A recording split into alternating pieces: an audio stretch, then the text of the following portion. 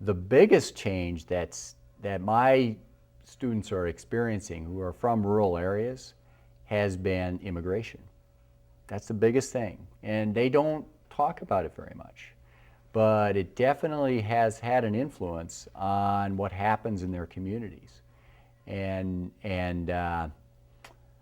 I teach genetics, so we don't get into those kinds of topics very often, but I do talk about population genetics and inherent genetic differences between different groups of people. But it's difficult for them to talk about their own experiences in that. But I think in Nebraska, with our meat packing industry, it's a big and important part of agriculture here.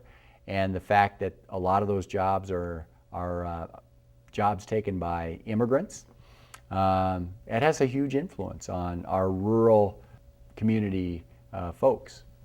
And what you're talking about is that it's introducing racial diversity where there hasn't been in the past. Not for a while. You know, one thing I remember, my mother is Dutch and my father is Norwegian. And when they got married, that was a pretty significant thing, that a Dutch gal was marrying a Norwegian guy. Even though those communities were just down the road from each other, they had a certain degree in which they stayed separated. And it took a while for us to blend. And you know, there's probably more differences with Hispanic folks, but I think the blending will happen, and we'll learn how to adapt to it. That's kind of what the nature of this country is new people coming in and becoming a part of the American story.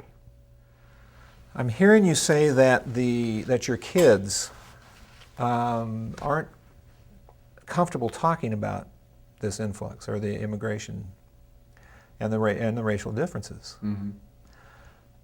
Do you hear racist comments from them? No, I never personally hear them make racial comments. They would rather not say anything. Now, how they might interact with people they're more comfortable with might be very different. What I do sense is that there is tension. And anytime people are asked to change, it's tough.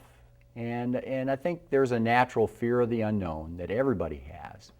And so if somebody is not the same as you in their language or in their appearance, you have to adapt to that. You have to get used to it.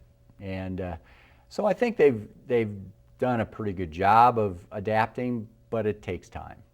My wife in the public schools as an educator, learning English is one of the most doable challenges they deal with. Those kids pick up English. They pick it up right away.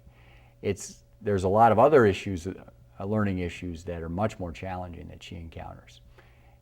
Behavioral issues. Okay. And that has nothing to do with being an immigrant or not. And a lot of it depends on the kind of family they come from.